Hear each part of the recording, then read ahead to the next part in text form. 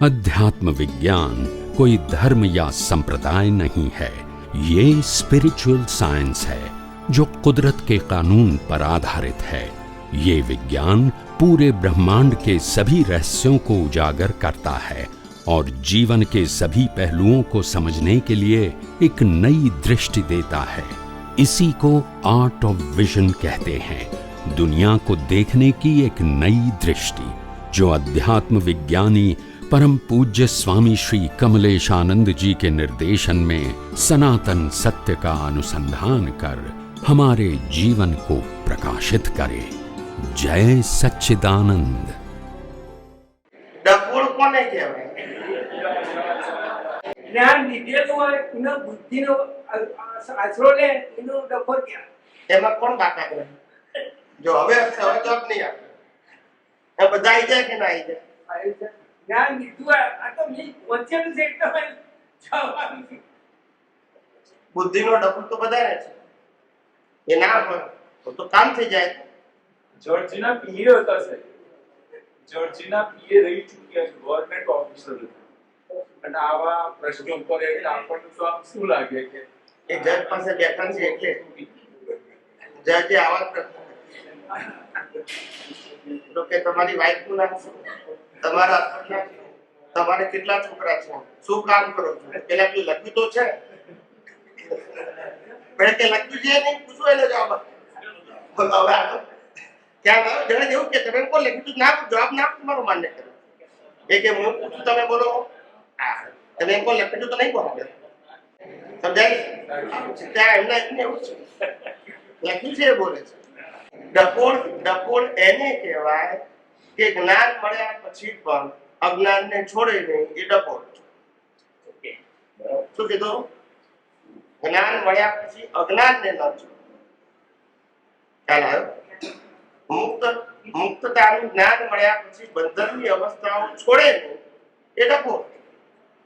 મને જ્ઞાન મુક્તિનું મળ્યું છે અને આત્મા મુક્ત છે અને હું આત્મા છું, આટલો જ મારો સબ્જેક્ટ છે, બાકીનો બધો મારો સબ્જેક્ટ.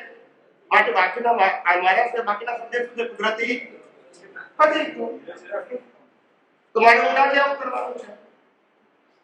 આ તો પેલામાં ઊંડા ઉતરે છે કુદરતી રચના. એની આ દશા બેઠી છે. પ્રશ્ન નંબર 10 અને છેલ્લો. આબરો હવે લાસ્ટ. ભગવાને પુરુષોમાં એવા કયા ગુણો હતા તો પુરુષ બનાવ્યા, અને સ્ત્રીઓમાં એવા કયા ગુણો હતા તે સ્ત્રી બનાવી? એ તો ભગવાનને પૂછે તારે. દાદાજીએ જે લખ્યું છે ને કે કપટ ને મને ખબર છે પણ હું આવું નહીં તો હશે નહીં બધા. મને ખબર છે આ છેલ્લો ટ્રાયલ છે હસવાનું, કે ઘેર ઘેર બધા અટક થઈ જવાના. અહીંયા તો છો બધા. હમણાં કવિરાજે વ્યાખ્યા કરતી હસબન્ડ કોને કહેવાય? જેનું પહેણ્યા પછી હસવાનું બંધ થાય તો હસ બંધ. કવિરાજે વ્યાખ્યા કરી ત્યાં. રાઈટ. જો સાંભળો, પ્રકૃતિની અંદર 4 પ્રકાર નકળાય છે: ક્રોધ, માન, માયા, લોભ. ક્રોધ અને માન જેમના 51% થી ઉપર હોય એ પુરુષ થાય, અને લોભ અને કપટ અથવા માયા 50% થી વધારે હોય તો સ્ત્રી થાય. બીજું 75% થી ઉપર ક્રોધ અને માન હોય તો એને સ્ટાન્ડર્ડ પુરુષ કહેવાય, અને 75% થી વધારે 75% થી વધારે લોભ અને કપટ હોય એને સ્ટાન્ડર્ડ સ્ત્રી કહેવાય. સ્ટાન્ડર્ડ એટલે ક્વોલિટી વાળી.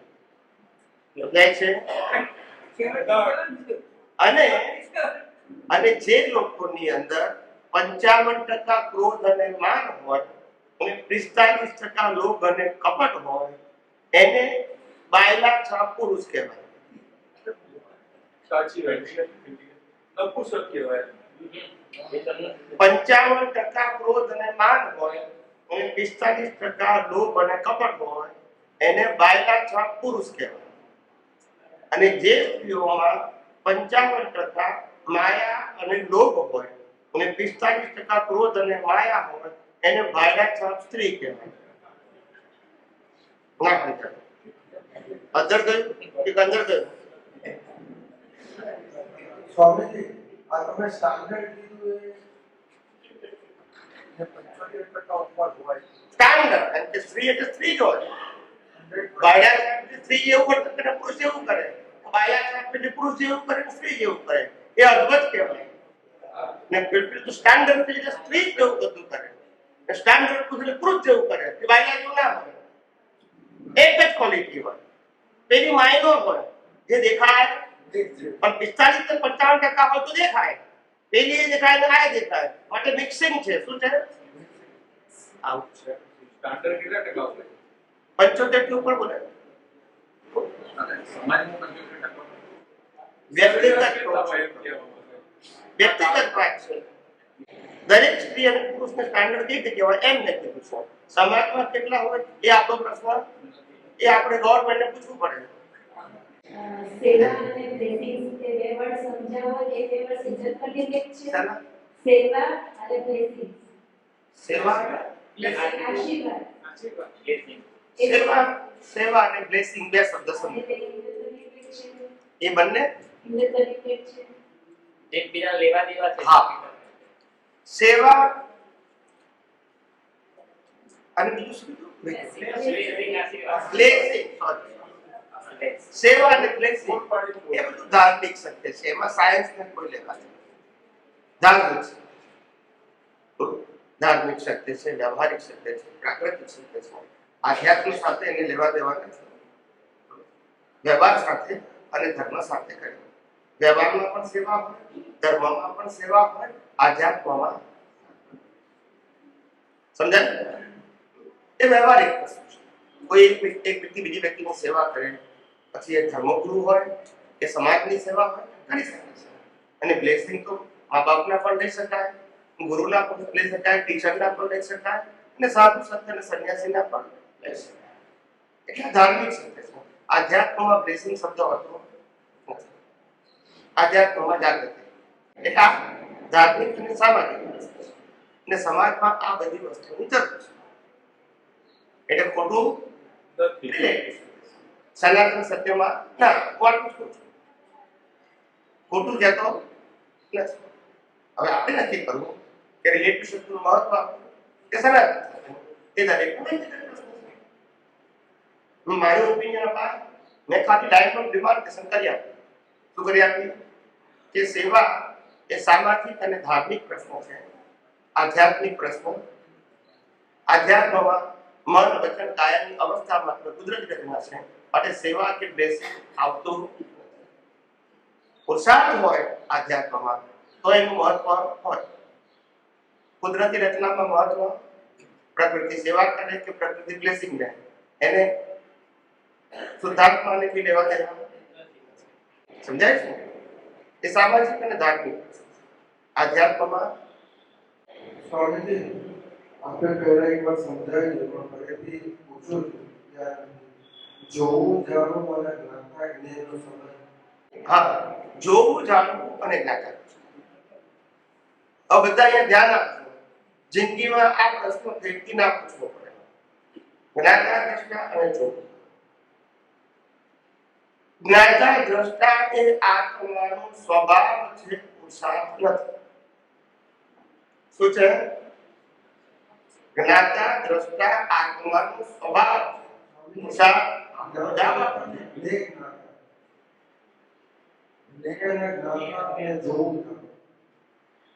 જોવું જાણવું એ પ્રતિષ્ઠિત આત્માનો સ્વભાવ છે. પ્રતિષ્ઠિત આત્માનો સ્વભાવ શું કહેવાય? પુરુષાર્થ કહેવાય. જોવું જાણવું એ પ્રતિષ્ઠિત આત્માનો પુરુષાર્થ છે. અને જ્ઞાતા અને જ્ઞાન ત્રણ છે. તો આપણે જ્ઞાન, જ્ઞેય અને જ્ઞાન. એટલે આમાં જ્ઞાન અને જ્ઞાનકારી સમજો. જ્ઞેય, જ્ઞાન અને જ્ઞાન અવસ્થાને જ્ઞેય કહેવાય. જેમ અહીંયા દ્રશ્ય કહેવાય એમ અહીંયા જ્ઞેય કહેવાય. એક જ અવસ્થામાં દ્રશ્ય ને જ્ઞેય બે હોય. કોઈ પણ વસ્તુ જુઓ એને દ્રશ્ય કહેવાય, પછી એ દ્રશ્યને આઈડેન્ટિફાય કરો એને જ્ઞેય કહેવાય. એટલે પેલું જનરલ થઈ ગયું, પેલું સ્પેશિયલ. કેમ આમ છે? 2 વર્ષનો બાબો પંખો જુએ એ જ્ઞેય છે, એ દ્રશ્ય છે. પણ 2 વર્ષના બાબાને ખબર નથી પંખો એટલે એના માટે જ્ઞેય નથી, પણ દ્રશ્ય તો છે. અને 22 વર્ષના બાબાને દ્રશ્ય પણ છે અને જ્ઞેય પણ છે. હવે છૂટું પડ્યું કે ના પડ્યું? સમજાય છે? અને જ્ઞેય, જ્ઞાન અને જ્ઞાતા. જ્ઞાતા દ્રષ્ટા. સમજી ગયા? એટલે જ્ઞાતા દ્રષ્ટા એ આત્માનો સ્વભાવ છે. જોવું જાણવું એ પ્રતિષ્ઠિત આત્માનો પુરુષાર્થ છે, સ્વભાવ. આ બંને છૂટું પાડો, ભેગું ન કરો. એટલે જ્ઞાતા દ્રષ્ટા અને જોવું જાણવું બંને જુદી વસ્તુ છે. પેલું સ્વભાવમાં જાય અને પેલું પુરુષાર્થ. આ બધી વસ્તુ આપણે બધી વાંચીએ કે સાંભળીએ છીએ, આ બધી વસ્તુને સિદ્ધાંતની ચારણીમાં જાતા આવું છે. જે બોલે એ ગળી થઈ જશે. વિચારતા મેં ઘણા બધાને કીધું છે કે વિજ્ઞાન સમજ્યા વગર ઇનપુટ ના કરશો. જો ઇનપુટ કર્યું તો પછી એ ખોટું પણ તમને સાચું જ લાગશે, કારણ કે તમે એક્સેપ્ટ કરી દીધું છે. એટલે સાંભળો ત્યાં સુધી વાંધો નથી, વાંચો ત્યાં સુધી વાંધો નથી, પણ એને એક્સેપ્ટ કરતા પેલા વિચાર એકવાર એક્સેપ્ટ કર્યું પછી જો ખોટું હશે તો કાઢતા કાઢતા દમ નીકળી જશે. સમજી ગયા? આ જોયું પ્રતિક્રમણમાં મારું દમ નીકળી ગયો. સમજી ગયા? પછી એ પ્રશ્નનો બોલ હે? પ્રશ્ન ઉભો તો રહેશે. ગમે ત્યારે પ્રશ્ન પૂછાશે એવું કે એ ઉભો રહે કે ના રહે એ અમારે પ્રશ્ન જોવાનું નથી. રામકૃષ્ણ મહાવીર મળ્યા તોય આપણે ઊભા જ છીએ ને એક બસ પહોંચતે પહોંચી ગયા. સમજી ગયા? બસ. એટલે પ્રશ્ન ઉભો રહે એમનો વાંધો નથી. અમારું કામ પ્રશ્નનો જવાબ આપવાનું છે, તમારું કામ પ્રશ્ન સાંભળવાનું છે, સ્વીકારવાનું એ પણ તમારો પ્રશ્ન છે. અમારો પ્રશ્ન નથી. તમે મહાવીર કે તો મહાવીર પ્રશ્ન પૂછો, તમે જવાબ આપો. મહાવીરે તમે સ્વીકારો ના સ્વીકારો, મહાવીરનો પ્રશ્ન ના સ્વીકારો તો ઉભો રહેશે. મહાવીર શું કરે? બોલતા બસ. એમાં પ્રશ્નની આસ્થા નહીં છે કે ઉભો રહેશે તો બાળકો શું કરતા? હજુ સુધી એમાં શું છે, બધાને કુદરતી રચના તમારો જે છે નવો વિષય કુદરતી રચના એ ભાવ કરે છે, થાય છે, પણ એ એક્ઝેક્ટ 50-60% સુધી એગ્રી રહેતું નથી. રહેશે ધીમે ધીમે. કેટલાક કુદરતી રચના પણ શબ્દ નવો છે એટલે સ્વીકારી લે છે. જો તમારા પ્રશ્નનો જવાબ કે કુદરતી રચના શબ્દ નવો છે. હવે તમે કહ્યું 365 દિવસ અને જ્ઞાન વિધિ લીધી ત્યારે પણ આ શબ્દ બોલાયો તો કે મન વચન કાયાની અવસ્થામાં કુદરતી રચના છે. હવે તમે નવો બોલતા હોય તો જ્ઞાન વિધિ લીધી નથી.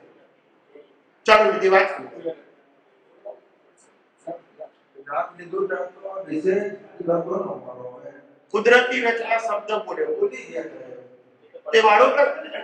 તમે પ્રશ્ન સમજો. શબ્દ નવો છે માટે મેં કીધું શબ્દ નવો તમે નથી સમજાય વસ્તુ છે ને નવો કેવો? નવો એટલે કે શબ્દ બોલાયો જ નથી એને નવો કહેવાય. પણ તમે શબ્દ સમજ્યા નથી તો નવો કહેવાય ને? તમે નવો બોલ્યા એટલે મારે જવાબ. તમે એમ બોલ્યા કે શબ્દ તો હતો પણ અમે સમજ્યા નથી તો બરાબર છે. એવું છે. તો પછી પ્રભુ અને વ્યવસ્થિત શક્તિ કોણ સમજ્યું છે? વ્યવસ્થિત શક્તિ કોણ સમજ્યું છે? કુદરતી રચના નથી સમજ્યું બધા, તો વ્યવસ્થિત શક્તિ કોણ સમજ્યું છે એમ કહું છું. કોઈ નથી. પછી એવું એક છે ને પાછું નથી આ સમજ્યું કે નથી નવું શું છે પછી? દાદાએ કીધું કે બધું વ્યવસ્થિત છે, કીધું કે પણ આપણે કહીએ કે ના ભૂલ કરીએ વ્યવસ્થિત એ પાછી મેં કરી બોલતા નથી. એ વ્યવસ્થિત જે ત્યાં કુદરતી રચના તમે નથી સમજ્યા તો કોઈ શું કરે? વ્યક્તિગત તમારી ભૂલ છે. અને જો તમને ના સમજાય હોય એ વખતે ખુલાસો કરી લેવો જોઈએ તો. કોઈ ના પાડી દે? તમે ખુલાસો નથી કરતા અને ખોટું સમજો કે ભૂલ કોની છે? તમારી છે. આજે તમે મને પ્રશ્ન પૂછ્યો જ્ઞાની પુરુષને, એમને જવાબ આપ્યો અને તમે પ્રશ્ન કરી લીધો તો પછી આગળ જવાબ આપે? ઘેર એમ તો મને સમજાવ્યું તો એમની ભૂલ કે તમારી ભૂલ? તો પછી પ્રભુ તમે ખુલાસો ના કરો તો કોની? તમારી. હું બધાને શું કહું છું કે તમને ના સમજાય ત્યાં સુધી પૂછજો. કહું છું નથી કહેતો. એક વ્યક્તિને મેં કોઈ પ્રશ્નનો જવાબ પુરાડી દીધો છે જવાબ જ્યાં સુધી પૂછશે ત્યાં. એ તો મને આવડે કે ચિઠ્ઠી નંબર 1 પ્રશ્ન આવે છે જવાબ આપે, ચિઠ્ઠી નંબર 2 પ્રશ્ન આવે જવાબ આપે, એ તો મને આવડે. એવા તો બધા 500 પ્રશ્ન લઈ લો પણ સમજાય નહીં તો શું કરવું? પાછી એની ચિઠ્ઠીઓ રોજની એક જ આવે કારણ કે સમજાવ્યું છે જ નહીં. ચિઠ્ઠી તો આપણે લખી દીધું છે, નવી આપવાની બહુ ઉતારી બદલે શું બદલે? તારે હું બચારા આ સાસુ વહુના ઝઘડા આજના છે? આજના ઝઘડા છે સનાતન તોય ચાલે છે પાછું એવું ચાલો પાછું તો અહીંયા એ પ્રશ્ન હોય પણ કેમ પૂછું એ તો આપણે અહીં તો પહેલાથી સમજાવ્યું બધું. પહેલા વિષયની વિગતવાર સમજાવ્યું બધું. કુદરતી કાનૂન, કુદરતી રચના એક ડિટેલ સમજાવી. મેં પહેલા જ કીધું કે પહેલા સેશનમાં હું બધું એક્સપ્લેન કરી નાખું છું અને બાકીના 3 સેશનમાં ક્વેશ્ચન આન્સર રહેશે. કીધું તો કે નતું કીધું? અને પહેલા સેશનમાં મેં કોઈ ક્વેશ્ચન આન્સર કરવાની વાત નથી કરી. ડિટેલમાં સમજાવ્યું એક વસ્તુ. કુદરત કોને કહેવાય, 6 તત્વ, કુદરતી કાનૂન કોને કહેવાય, કુદરતી રચના કોને કહેવાય, બધું જ સમજાવ્યું. પણ પ્રશ્ન એ છે કે વિદ્યાર્થીઓ છે એ ક્લાસમાં હાજર રહેતા નથી ને ટીચર પેટથી ભણાવે. હવે તો એક્ઝામમાં ખબર પડશે પાસ અને ફેલ. તમે એમ એક્ઝામમાં કહેશો ભાઈ આ પ્રશ્ન વખતે હું ગેરહાજર છું તો એ ટીચર ફેલ જ કરશે. બોલતા નથી આ કે ના? તમે ગેરહાજર રહેવામાં ટીચર શું કરે? ખ્યાલ આવ્યો કે નહીં? એટલે જો વિજ્ઞાનમાં આધ્યાત્મ વિજ્ઞાન જાણવામાં રસ હોય તો તમારે સિન્સિયરલી આવવું જોઈએ. નથી રસ તો કોઈ વાંધો નથી. એ તમારો પ્રશ્ન છે. અને પછી તો આ પઝલ રહેવાના છે. આપણે અનાદિકાળથી ટેવ પડી ગઈ ગાડરીઓ પ્રવાહ. સમજવું, વિચારવું, ઊંડા ઉતરવું એ આપણે શીખ્યા નથી. કોઈ પણ સરસ વાત કરે સીધી ગાડી જવાનું પછી પાય કરતે કહો ઓ વાત ખોટી નીકળી તો પહેલા ખબર ના પડે કે વિચાર કરતા વિચારીને આપણે ઇનપુટ કરીએ. દુનિયાની વ્યક્તિ ગમે તે વાત કરે એને કરવાનો અધિકાર છે. દુનિયાના પુસ્તકોમાં ગમે તે લખ્યું હોય એ છાપવાનો અધિકાર છે. પણ તમારે શું ગ્રહણ કરવું એ તો તમારો પ્રશ્ન ખરો કે નહીં? અને ગ્રહણ કરશો તો પછી એ જ તમને હરકત સમજાય છે. કેટલી પહેલા દિવસે મેં કેટલી ભ્રાંતિ તોડી હતી જે લોકો હશે એને ખબર છે. હા કે ના? એક ભ્રાંતિઓ તોડી હતી. દાખલા સાથે સિદ્ધાંત સાથે સમજાય પછી રોજે પછી એકની એક વાત ના કરવાની.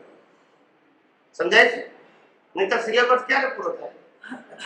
ટીચર રોજે એકનું એક લેસન ભણાવે ચોપડી ક્યારે પૂરી થાય? અહીં મારે 4 સેશનમાં આખી ચોપડી પૂરી કરવાની. બરાબર કે નહીં અશોકભાઈ? અને તમે કોઈ કાલનું ભણાવો તો પછી આગળ કેમ હેડ? પેલા કે છે કે અમે તો સાંભળ્યું તો ઘેર જઈએ. થાય કે ના થાય? એટલે બધું પ્રેક્ટિકલ હોવું જોઈએ અને બધાને ઇન્ટરેસ્ટ અને એટેન્શન હોવું જોઈએ. એવું નહીં કે ચલો નવરા છે એટલે જઈએ તો પછી એમાં વિજ્ઞાનને કોઈ લેવા દેવા. ઇન્ટરેસ્ટ હોવો.